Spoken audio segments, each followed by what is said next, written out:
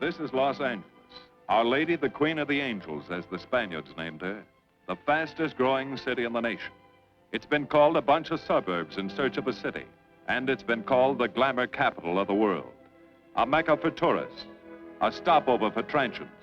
A target for gangsters. A haven for those fleeing from winter. A home for the hard-working. It is a city holding the hopes and dreams of over 2 million people. It sprawls out horizontally over 452 square miles of valleys and upland, of foothills and beaches. Because of that vast area, and because of a population made up of people from every state in the Union, Los Angeles is the largest police beat in the country, and one of the toughest.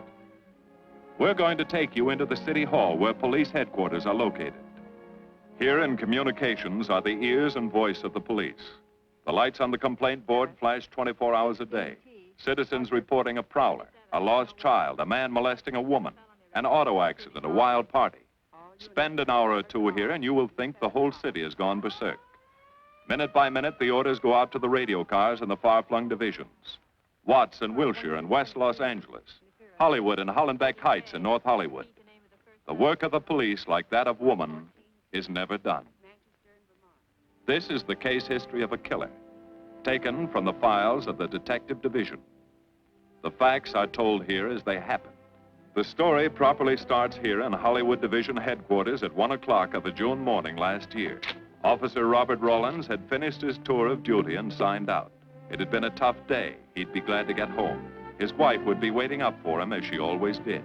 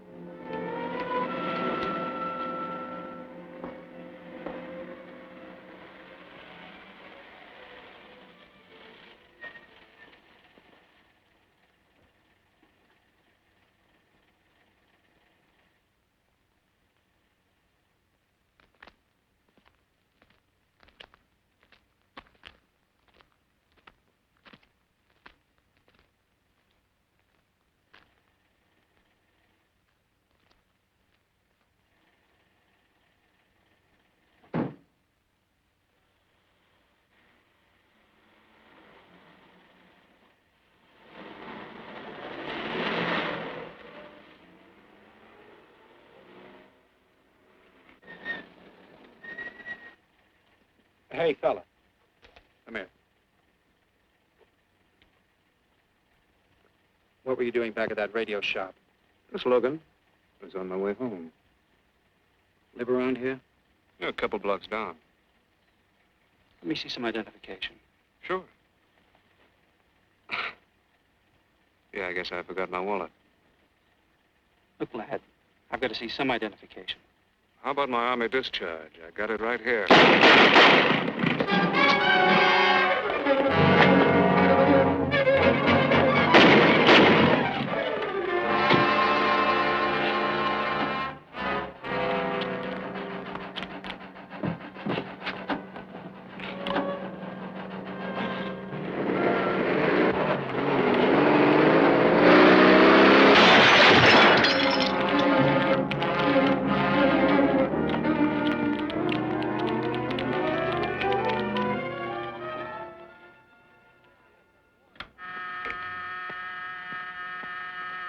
Police Department, Operator 27. I want to report the shooting of a policeman. Hold on, please. Give me that again, please. I'm calling to report the shooting of a policeman. What's the address? 5057 State Street, just west of Santa Monica. Just a minute. Receiving hospital. Operator 2. Operator 27, 5057 State Street, 5057 State Street. An officer has been shot. Send an ambulance. All units in the vicinity of State Street and Santa Monica Boulevard. Proceed at once to 5057 State Street, 5057 State Street. An officer shot. Code 3.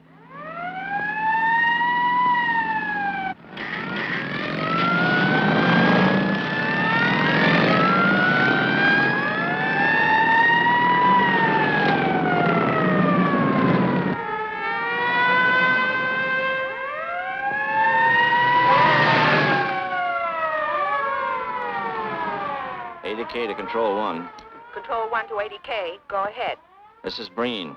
Instruct homicide to throw out a Dragnet and pick up all suspicious characters in the area of the shooting.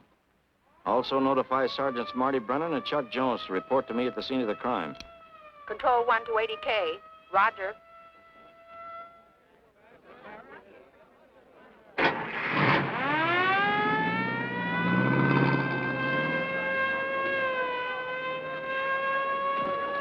I see. Well, what have you got so far?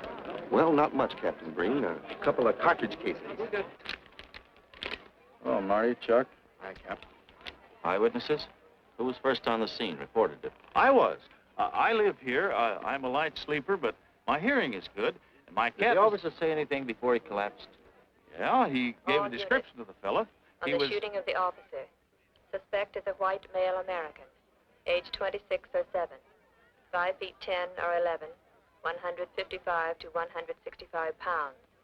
Brown hair, regular features, pencil mustache.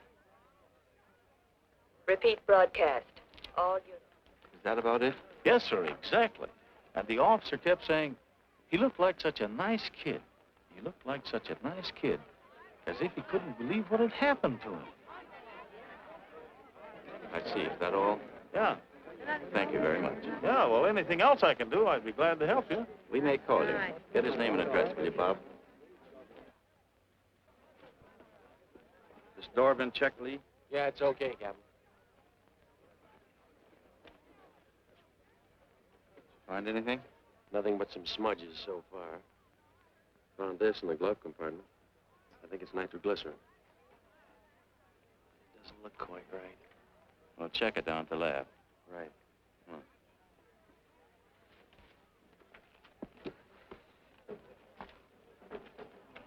Open this up, Joe. No key, Captain. Try it open. Give me that bar, Frank.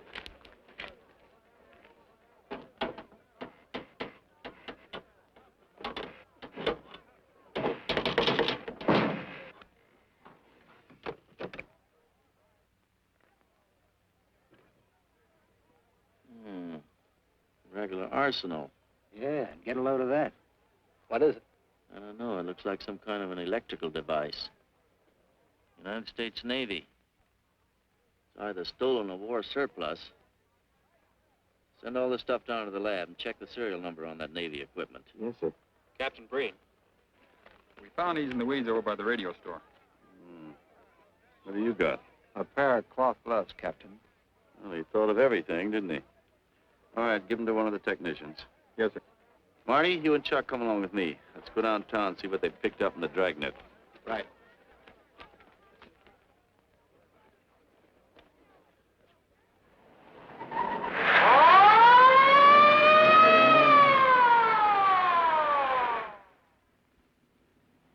You know him, Marty?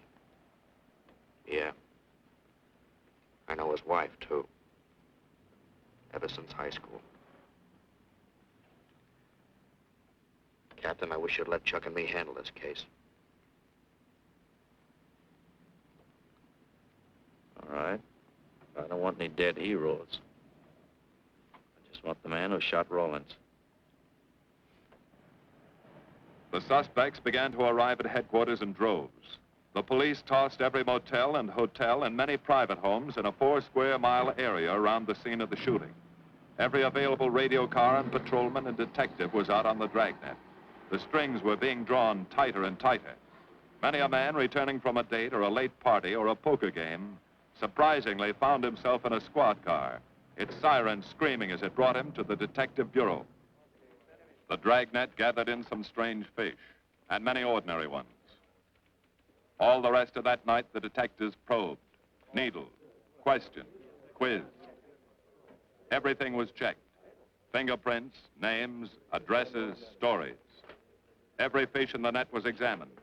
Most of them thrown back into the sea, not worth keeping. Except a few parole violators and slightly shady characters whose stories needed a lot of verifying. I wasn't prowling no cards. Just taking a walk, you know, getting in condition. You were running when the radio car picked you up. Yeah? Maybe that's why the guys call me Punchy. He's got a point there. 2 felony convictions, no warrant, no warrant. He's on parole. Book him, violation of parole. Let's have the next one, Joe. What were you doing in that vacant lot? The vacant lot. Lot? What were you doing in it at that time of night? Nên mỗi mình cũng cho lo ngồi ấy xì hữu nội là ngồi ấy 30 cái nền mì lúc dưới lại của ngồi sinh thành nghe ngồi thành ca giờ ngồi từ lúc đầu sang gì. You say your name is Ralph Henderson.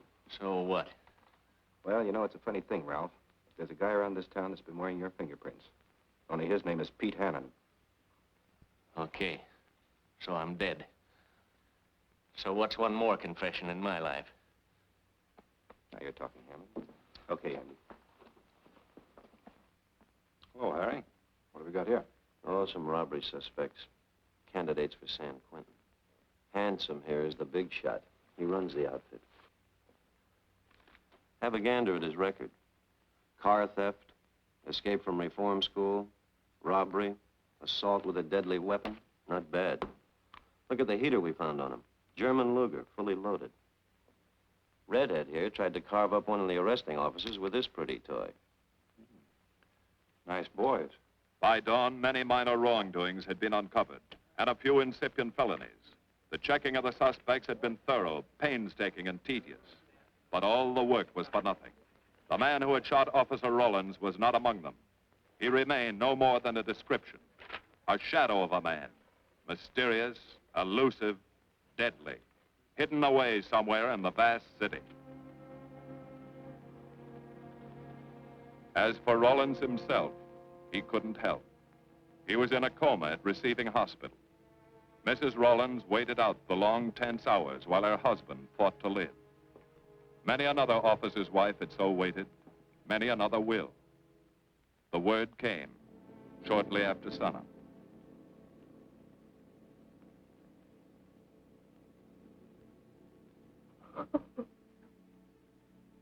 Oh.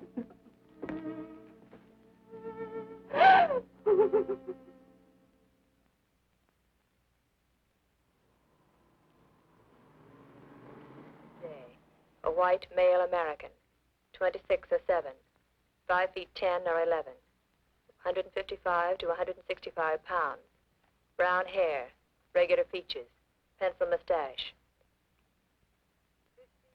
This was no frightened fugitive. What went on in his mind? Why had he set his hand against his fellow men, taken the life of another, of a stranger, of a man who was merely doing his duty? He must have some plan, some goal that called for sudden death to anyone who got in his way.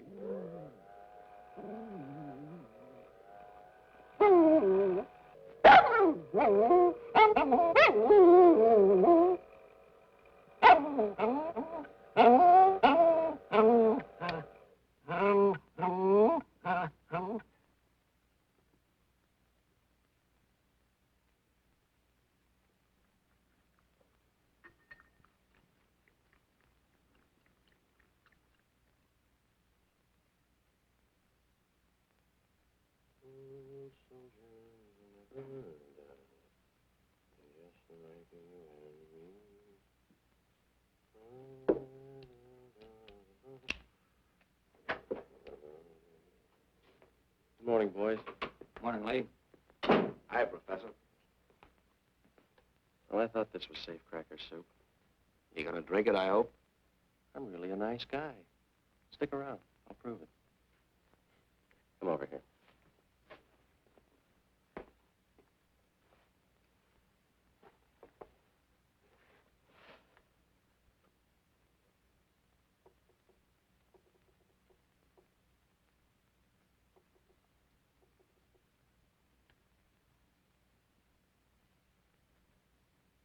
Hold this for me, will you, Chuck?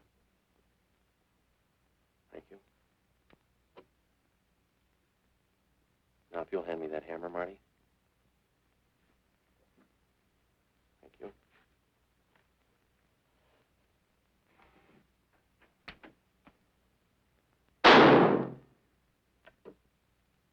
Yeah. Nitroglycerin. I didn't ask for a collection of fingers, just fingerprints. All those nice fingerprints on the car belong to the man it was stolen from, Cap. Nothing on the guns or picklocks? Not even an interesting smudge. The gloves? Common type, worn by undertakers. I'll check on them. They won't show anything. What did your scientific test show? A couple of little things. Tool identification on these picklocks. I got one under the scope. You want to take a look? Yeah.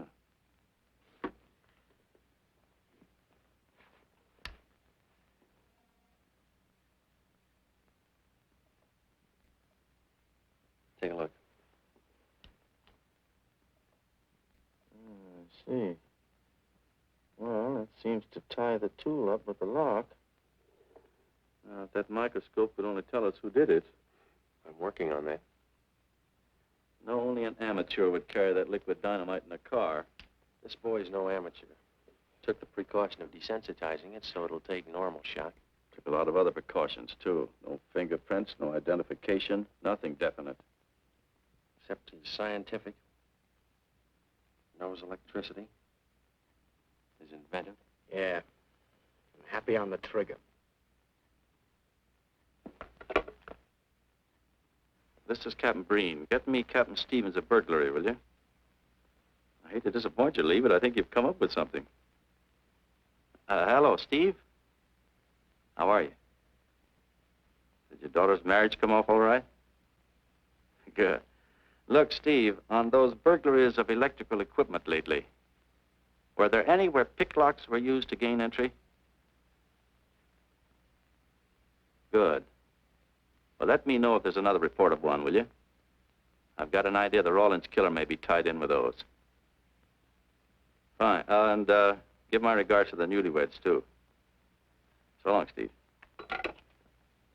Well, what are you waiting for? You've got a job, haven't you? Get going.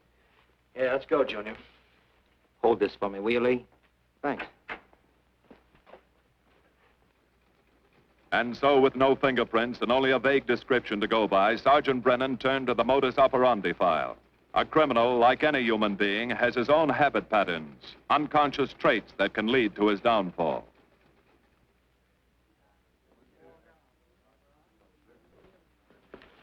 Well, they are, Junior.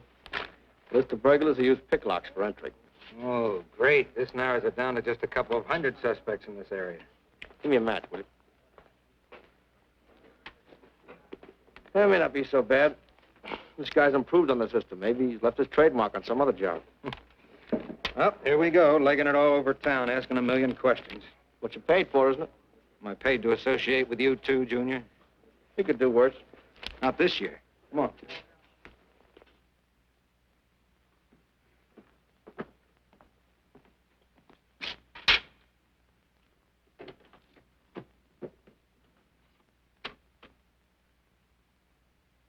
Car 12, car 12, in the 10,000 block on Mississippi. A 394-15 disturbance.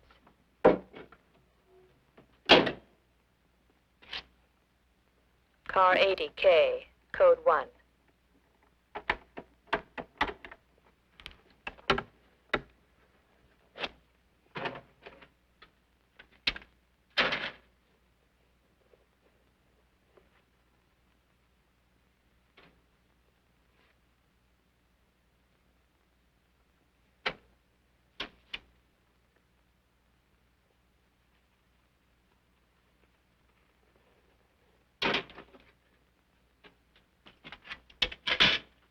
All units, on the broadcast of the suspect arrested in the shooting of Patrolman Rawlins.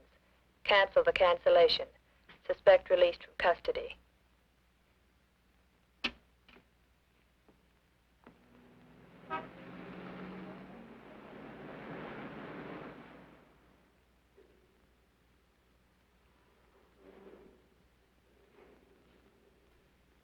Oh, hello, Mr. Martin. You find Mr. Reeves in the machine shop.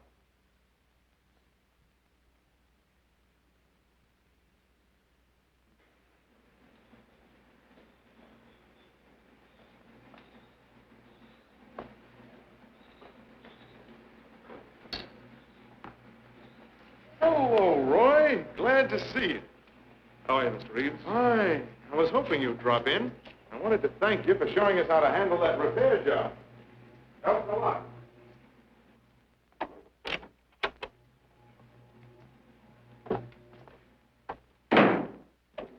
Well, what have we got this time?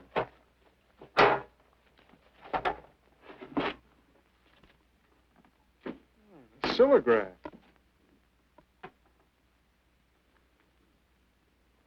Well, there are plenty of these around, Roy. Not like this one. Yes, I see. I suppose, as usual, you've added your own improvements. You know, it seems wrong that a man of your talents should bother consigning equipment for rental. I'd like to see you devote yourself entirely to experimental electronics. It'll come one day. I'll have a place like this. Well, why wait? I've got a pretty good setup here. You'd have modern equipment to work with, a lab, and my confidence. Thanks, Mr. Reeves. I have other plans. But, Roy, you can't tell where it'll lead. Might even work your way around to a percentage of the business. I like it this way. You just rent out my equipment. All right. All right. But if you should change your mind... I'm not likely to change my mind. I suppose you want me to set this up for rental, too. Mr. Reeves, you've already got 5 pieces of my equipment. You'd like to know what results I've had from the rental so far, Well, I can't say as I blame you. I think you'll find this satisfactory. Satisfactory. Goodbye, Mr. Reeves. And you'll come back again soon, won't you? Sure. Oh, incidentally, how's that television projector coming along? The one you said would reflect a 12-foot image. Still working on it. I just wanted you to know I've already set up a rental on it. In fact, I think they'd like to buy. It'll come pretty high. Oh, money's no consideration with this customer.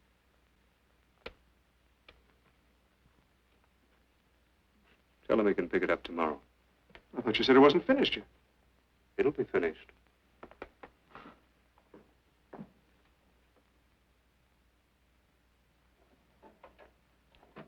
It uses an image fixer and then projects by ordinary incandescents.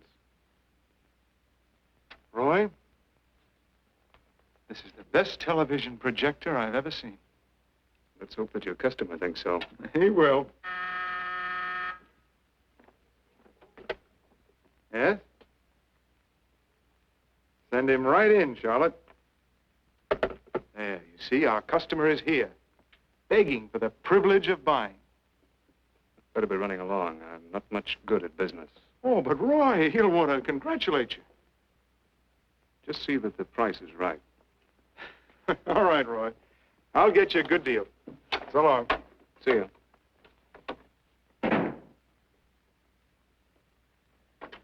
Well, Mr. Dunning, come in. Isn't it a beauty?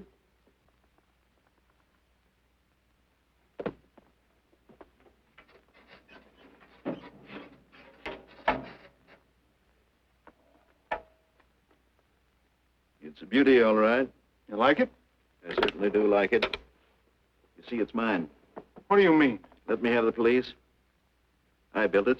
Spent years on it. Oh, you must be crazy. Roy built this machine himself. Your friend's a crook, Paul. You've been taken in. Hello?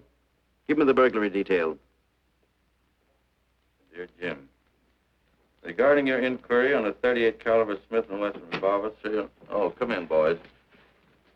Burglary detail just sent this report through. There's a man named Dunning reports tracing a stolen television projector to the Reeves Electronics Lab.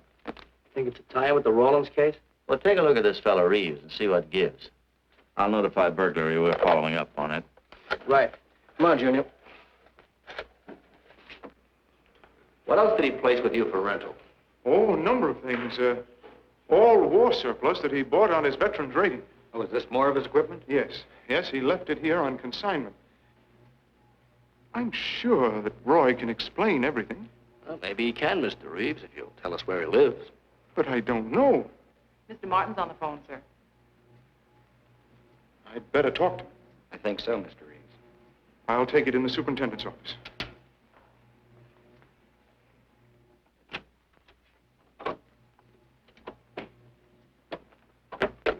Tell him that you sold the set, and his money's waiting for him here. Find out what time he's coming by.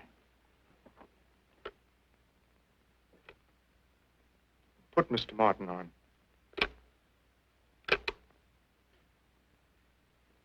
Hello, Roy? Yes, I've sold it. Your money is waiting here for you. Yes, I'll be working late tonight. What time will you be by? First thing in the morning. Well, maybe you better come in tonight, Roy. A couple of things I want cleared up. Like what? Oh, technical things. Besides, I don't like to leave the money in the plant overnight. How about 8:30? Fine. I'll see you then. I'll leave the front door unlocked.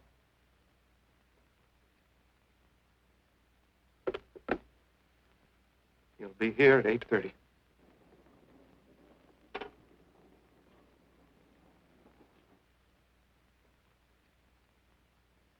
Well, I'll just run along home and get some dinner. We'd like you to stay too, Mr. Reeves. Why? For company. You want to cooperate, don't you, Mr. Reeves? Certainly. Good. Now, you just wait in your office. We'll be around. Very well. This way, gentlemen.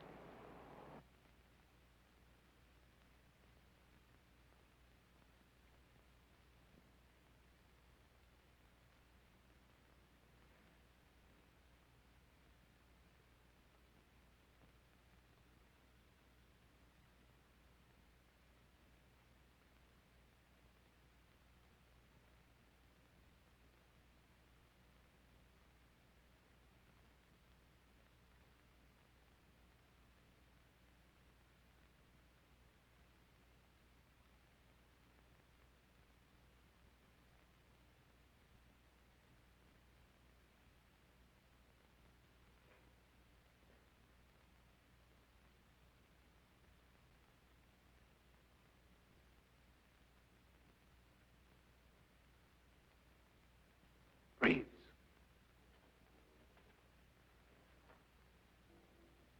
that you, Roy?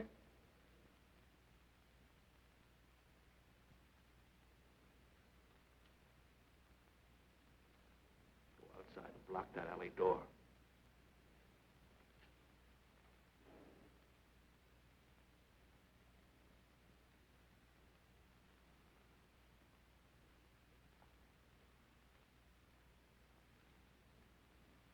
Where are you, Roy?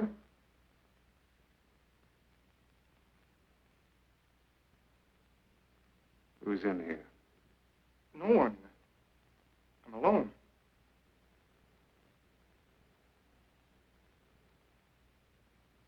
Come on in. I've got your money for you. Bring it out here. All right. Just a minute.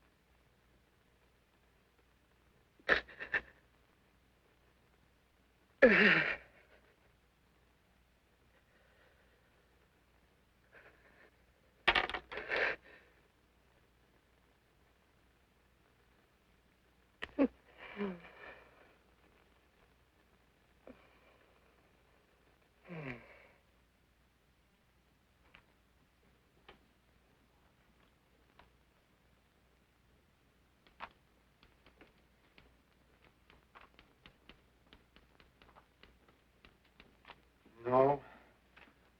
None of them even looks like Roy Martin. He had such a fine face. Didn't keep him from carrying a gun. Or didn't you know that? No, I didn't.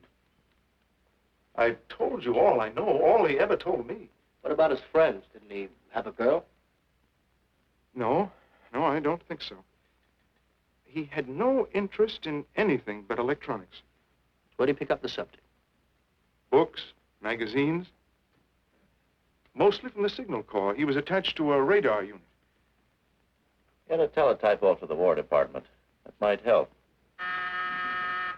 Yes? Ready on your call to receiving hospital, Captain Breen. Hello, this is Captain Breen. What is the latest report on Sergeant Jones?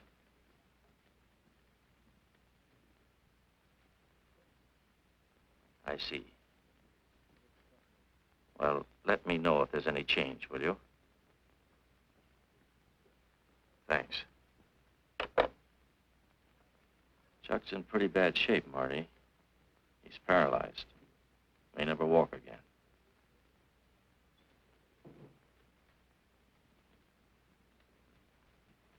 Oh, I'm sorry. It's funny that Martin showed up at 7 when he told you he wouldn't be there till 8:30. I don't know why. Except he was always unpredictable. I'll tell you why. Because you warned him. That's why he came early. That's why he came in the back way. But you heard me tell him the front door would be open. And the key didn't let him in the back way? He must have had one made. Why don't you tell us the truth? Marty.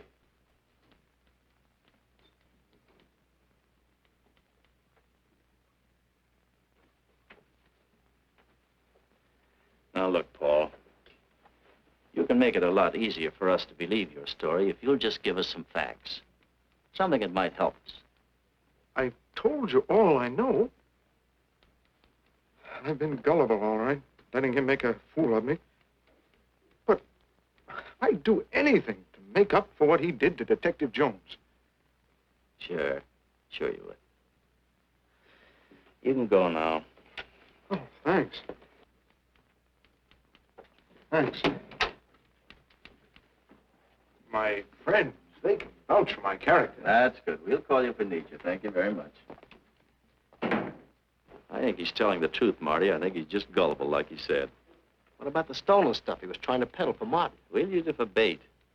Maybe Martin will come back for it. Then we can ask him. Here. Nevertheless, I want a 24-hour tail put on Reeves, and I want a watch on his home and his factory. Right. You can keep those. Okay, Captain.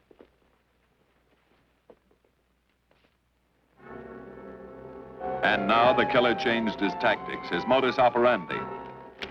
It would baffle the police. They always expected burglars to remain burglars, not go in for stick-ups. They'd never tie this up with him. So wearing a variety of disguises, coming and going like a shadow, ready to kill if cornered, he struck the bottle stores in a one-man blitz that had the robbery detail dizzy.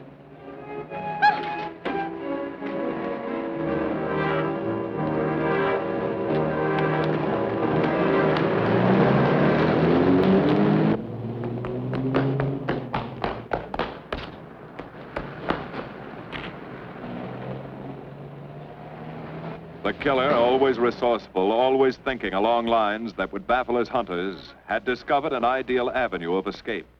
Under Los Angeles is a vast and intricate system of huge storm drains built to siphon off the flash floods of the rainy season. Many of the tunnels are large enough for 2 cars to drive abreast. Here were 700 miles of hidden highways, ideal for the use of someone who needed to hurry from place to place without being seen. Ideal as a hiding place for guns and supplies in case of emergency. What is it, Lee? Well, the reason I asked you to come over is I think I've hit on something. An identification? No, not quite, but a tie-up. Now, These are the shells from the gun that killed Rawlins. These were fired in the liquor store holdup in which the bandit got away. And these were fired at Chuck. Now, as you know, every ejector, even in guns of the same model and caliber, is different. Each one leaves its own markings on the cartridge casing. Now, look at these fine striations. This deep gouge. The same on all three. In other words, the man who killed Rawlins and the man who shot at Jones and Brennan, the stick-up who's blitzing the liquor stores are all the same man. Right. All we need to know is what that man looks like. Get me Chandler in robbery, will you? I've got an idea about that. Also, it'll give us a chance to see if Reeves is on the level with us. Steve, Breen, about those blitz holdups you're on. Round up all the victims and have them down here tonight, will you? Oh, it's just a little scheme. Thanks, Steve. That's good. Now sketch another one of the same type, only this time thin it out a little, huh? All right. Hi, Lee. How's it coming? You ready for tonight? We'll be ready. Think it'll work? It should. When'd you get the idea? From a kidnapping case in Chicago. But I thought these slides might be an improvement over the method they used. Could be. Captain thinks so. Good evening, ladies and gentlemen. May I have your attention for a moment, please? You've all been asked to sit in on a little experiment tonight. We're going to try to build a picture of a face. A face of a man who's cunning, resourceful, and deadly. He's a man who killed a police officer. Now, some of you he held up at the point of a gun. You may have seen his face, remembered something about it. And we want you to tell us exactly what you remembered. Whether it's his hair, eyes, nose, or mouth. And we're going to try to put those pieces together so that they add up into a picture of the face of the man we want. Now, you can see how we're depending on you. Lights? Now, first, we're going to concentrate on the type of hair our man had. And if the picture looks anything like his hair, I want you to speak right up. All right, the first slide, Lee.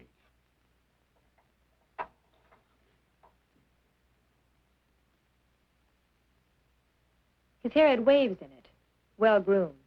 That's the idea, Miss Smith.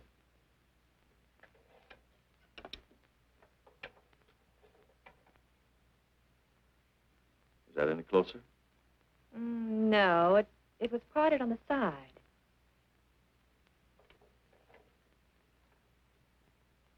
Oh, that's more like it, except it was thicker.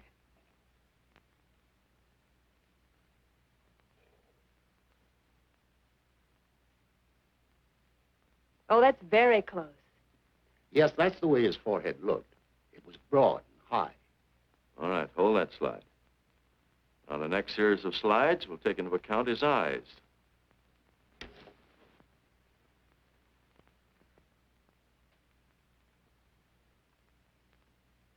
Oh, 1 minute, please. Wait, 1 minute.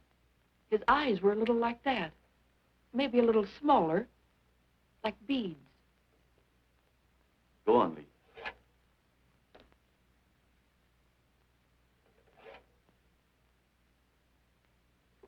Now you've got it. Now, hold that slide, Lee. Anyone else? That looks like him, only a little madder. He had a patch over one eye when he come into my my place of business.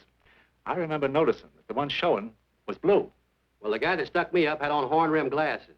He was wearing a Band-Aid across his nose when he knocked me over. Uh-huh. All right, hold that, Lee. Well, so much for the eyes. Go ahead.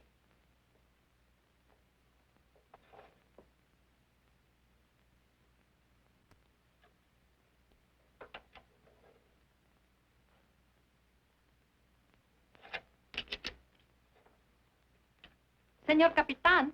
Yes, Miss Montalvo? Ay, ¿cómo se dice en inglés? A sus órdenes, señorita. Ah, qué bien. En este bandido, la nariz fue chata, como aquella, pero un poco más chata y más ancha. Like that, Captain, but more snubbed, wider. Try another one, Lee. Como aquella. Casi la misma. She says that's about it. Thank you very much, Miss Montalvo. Get Reeves. Any more comments? That's pretty close, all right. Pretty close. Perfect. All right, now we'll start on the mouth and chin. The next series, Lee. I think his lower lip stuck out more. The mouth was thin and mean, like it never laughed. Go ahead. Something like that, but thicker lips. There. That's it. That's him. All right, now hold that right there, Lee. Oh, come in, Mr. Reeves. Good evening, Captain. Did you ever see that face before? Why, it's Roy. Except for the hair being a little lighter and the eyebrows heavier. It's Roy. You're sure? I'm positive I'd know him anywhere. Lee, I want a retouched photograph. Now lighten the hair and give more body to the eyebrows. Right. Lights. That's all. Thank you very much. You've been a great help. It's positively amazing how you found out what he looks like. Well, we're looking for an amazing criminal, Mrs. Johnson. Thank you and good night. Good night, Captain. And so the face of the unknown killer, built up from fragments of evidence, was sent out all over the country. To chiefs of police, to sheriffs, to county constables and county jailers, to the wardens of prisons, to all postmasters and postal inspectors, to the agents of the Treasury Department, to the FBI. They showed that picture to the inmates of jails and prisons, to men with a wide acquaintance among the cat burglars and the violence boys. Informers and con men and sharpshooters were quizzed, those on the fringe of crime and those deep in the rackets. Many wanted to help. Nobody could. No one in the underworld recognized that mysterious face. He was as unknown as if he had lived in the 16th century.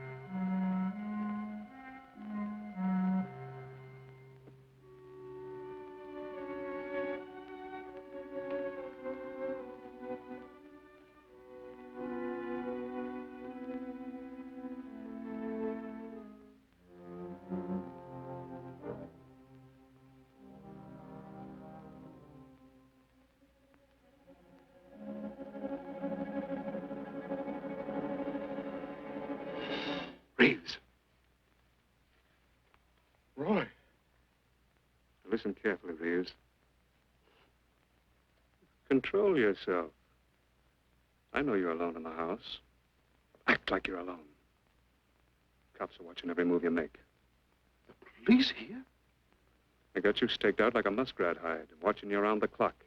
Here at your plant, tailing your car. Sit in that chair. Pick up 3 books.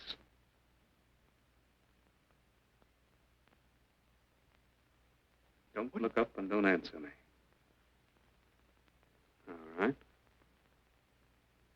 But glance at the books.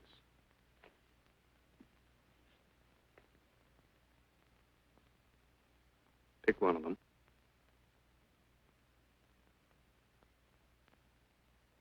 Okay. Now, that's the book you want to read before you go to bed.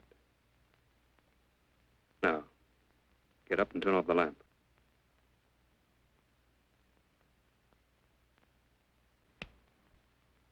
Come here. Come here.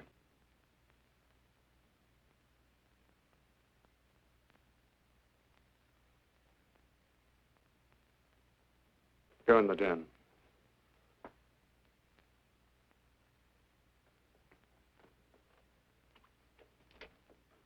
Pull those drapes tight.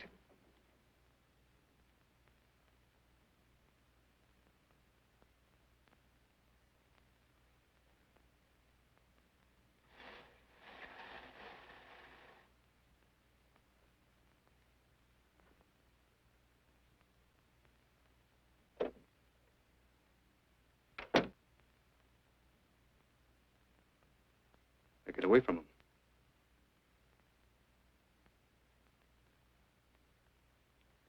What do the cops know about me? Not very much, Roy. No fingerprints. They haven't even got a picture of you. They're trying to make one.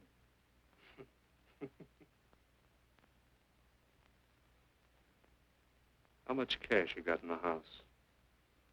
None. I never keep any cash in the house. It isn't good business. I suppose you think it was good business letting me walk into that trap. No, Roy, no. Don't do anything you'll regret. Now listen to me. It isn't too late. Give yourself up. Come to your senses before you kill someone else.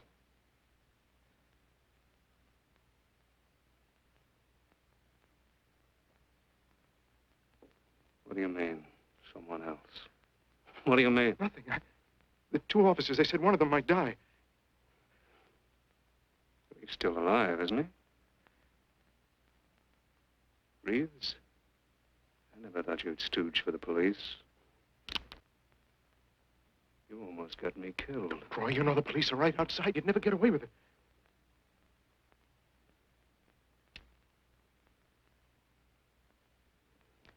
That's right. Now you're being sensible.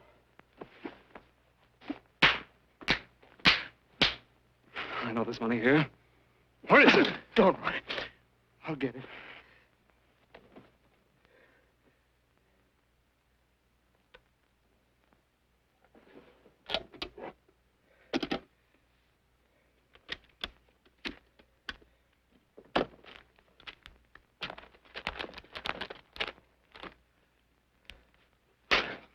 It's not enough.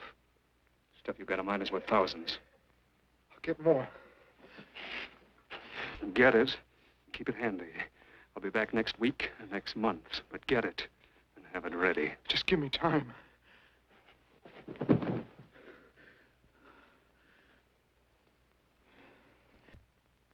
Oh!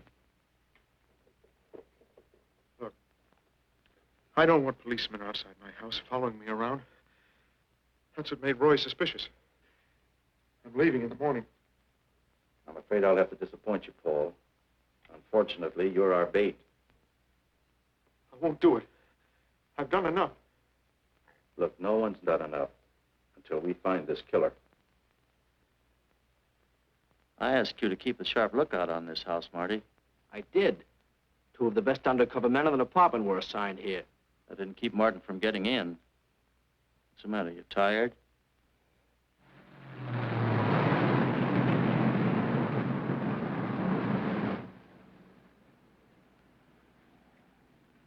You got any idea how long you've been on this case, Marty? Months. Long enough to have come up with something by this time. You know any more about the Rawlins killer than you knew the first week? Yeah. And he's about the toughest nut I've ever had to crack. That's what I told the chief when he called me in this afternoon and wanted to know why the case hadn't been broken. Look, Captain. Rawlins was a friend of mine. So's Chuck. I've got a bigger stake in this than the chief knows. I'm doing everything I can. Oh, I'm afraid it's not enough, Marty. Maybe you're too close to it to see it clearly. Maybe it needs a fresh team, a new viewpoint. I think you better take a couple of weeks off, Marty. Starting tomorrow. Anything you say, Captain.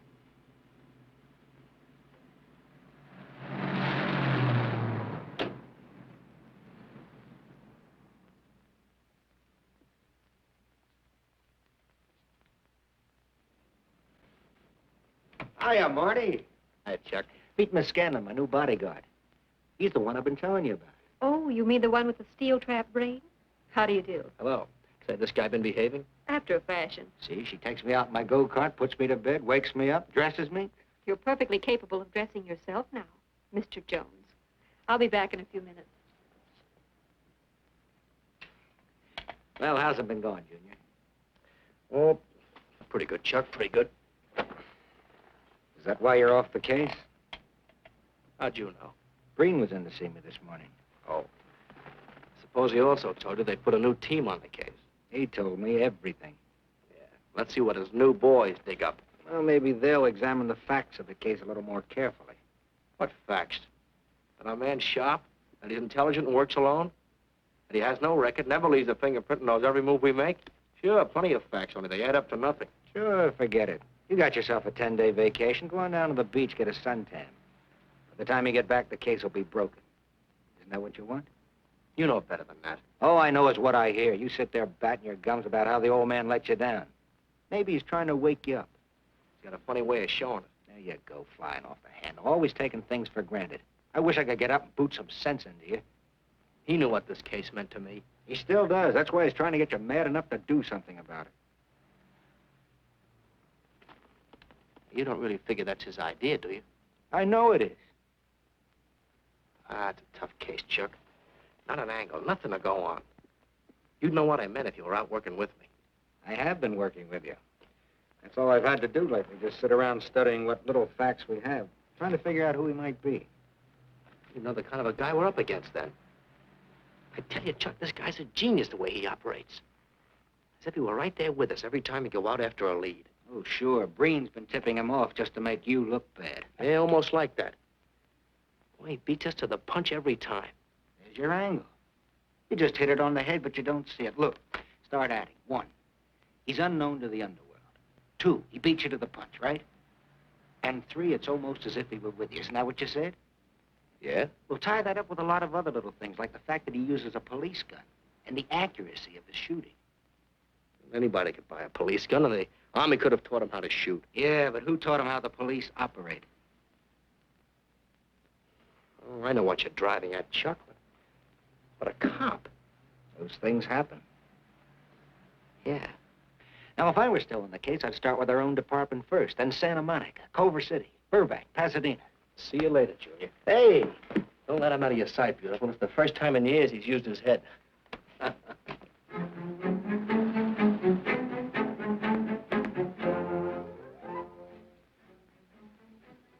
But you get a print of every mug we take. We always send L.A. a copy, Sergeant. It's personnel photos I want. You mean of our boys? That's Roland's killer, isn't it? That's right. You've checked your own department. We did that first.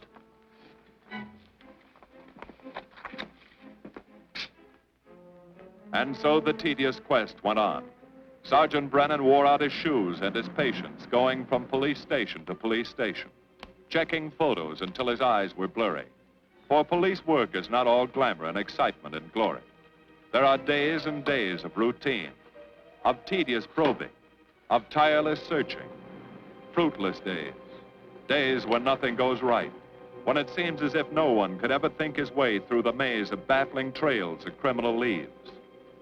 But the answer to that is persistence, and the hope that sooner or later something will turn up, some tiny lead that can grow into a warm trail and point to the cracking of a tough case.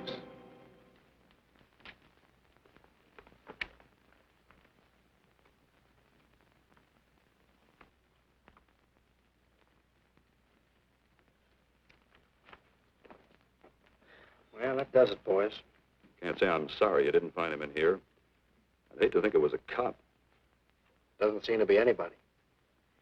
Just a lot of pieces of a face that never existed. Would you mind if I see that again? Sure, frame it. Put it on your dresser. Wait a minute. He wasn't a cop. He was a radio technician right here in our dispatch office.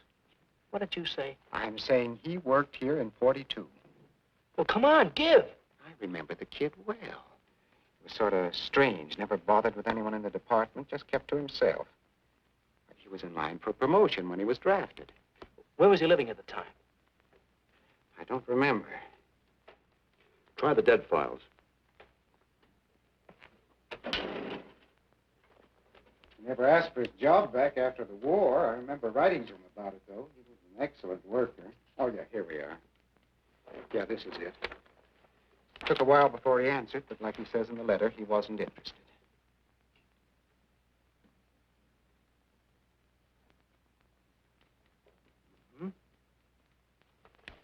Postmarked Hollywood. No return address. What do you want us to do? All the work? Oh, thanks a lot, Freddie.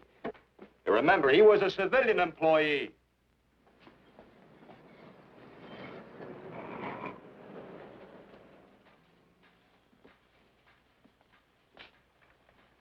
Well, how about it? Anybody recognize him? Not on my route. I never saw him before. Yeah, okay, fellas, thanks very much. I thought for a minute... And yet that face. I wonder. Yeah? Well, this may not mean anything, but he looks like a guy that's on my route. He never gets any mail, but I see him around there all the time. He lives in one of the courts. Where? Come on, I'll show you. It's not that easy. What time does your route take you past those courts? About 9 o'clock. Why? Just thinking.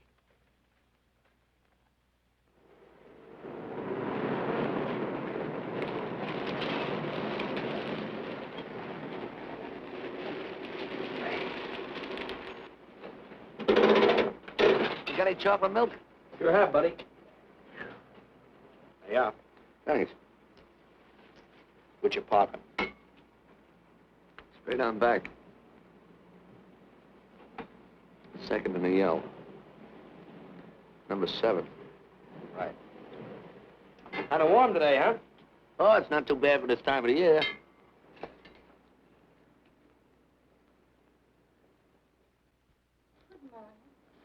Morning. You're new in the route, aren't you? We had a substitute. What happened to the other fellow? Sick. Oh, what's the matter with him? I don't know. I catch everything. Hear about it in the radio, and next morning I got it. Too bad. You aren't very social. The regular fellow always stops and talks to you. Sorry, lady, I'm a little late this morning. I was hoping maybe you could help me. There's something very funny going on in this court. Yeah? I was scared to go to the police with it. I thought maybe I might be poisoned. What? Yeah. By the manager. She's a witch. She's a what? A witch. She puts poison in my milk. Oh, I see. Look, you switch the bottles when she isn't looking, see? Drink her milk. Then you'll be safe, right?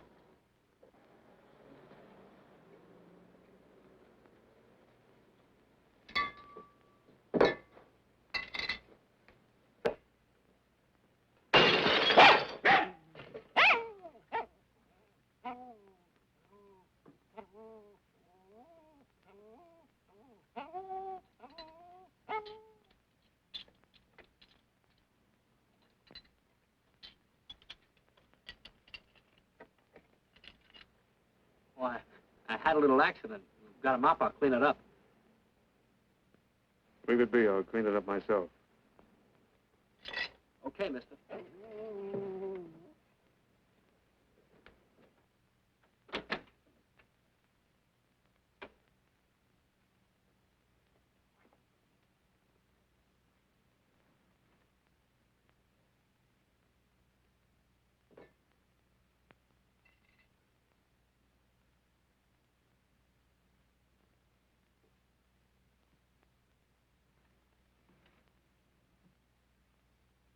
The place is called Bellevue Court.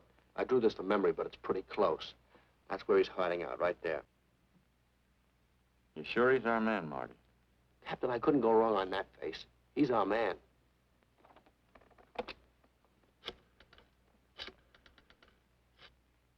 Now, there are 5 cottages in this area, and 2, number 6 and 7, in the L at the end of the row.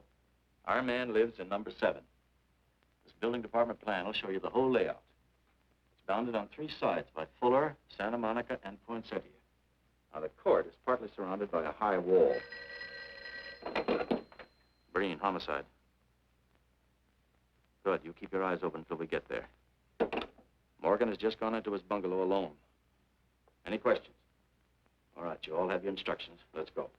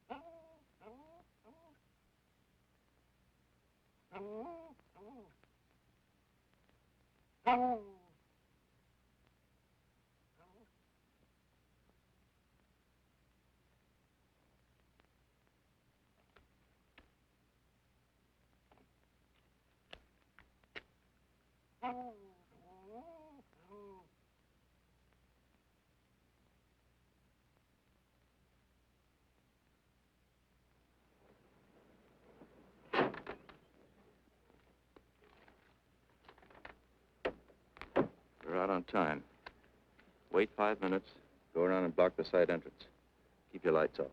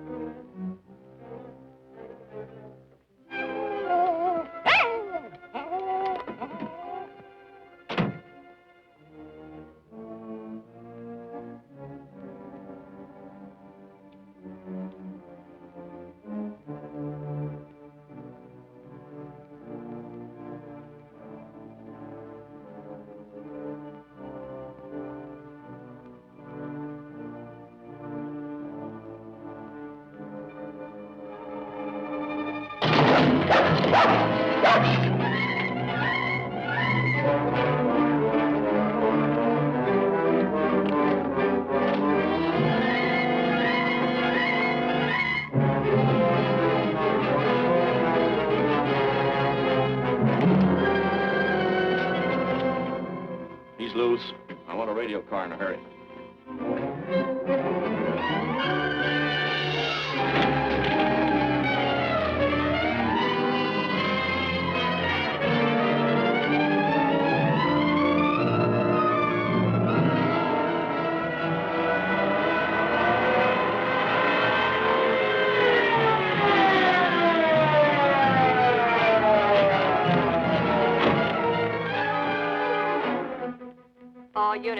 All units in the vicinity of Santa Monica and Fuller. The murder suspect in the Rollins killing is at large.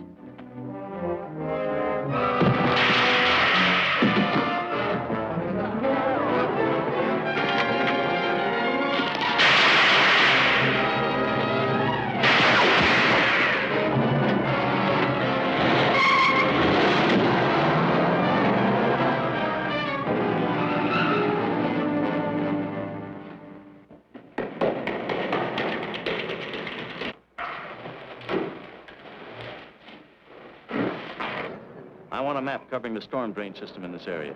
Get it and meet me at Venice and Garfield. Jones, Miller, you stay here in case he comes up for air. I want a man at every other drain entrance along this line. He's got to come up somewhere. Come on, Marty. You're driving.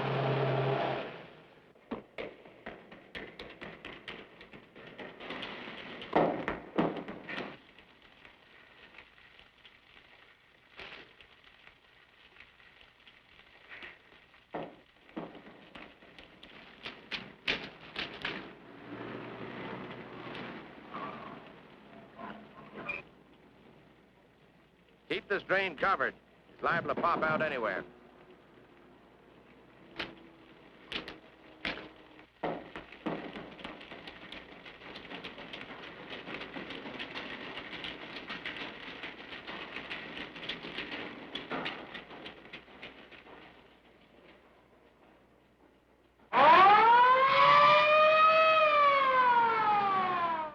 Why Venice and Garfield, Captain? It's the main intersection of the system. We can head him off that way. ADK to Control 1. Clear frequency 7. This is an emergency.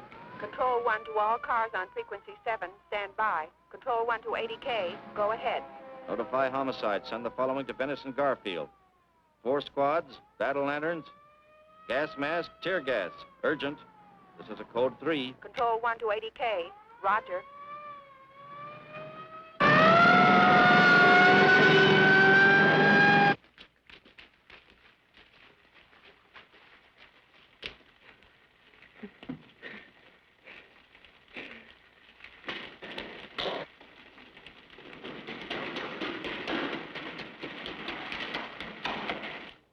Probably head down this main drain to where it comes out at the Rio Hondo. Now, you take your squad and cover that exit. Right. Keep all spare radio cars cruising back and forth along this main street. Watch the curb inlets. We'll go in here.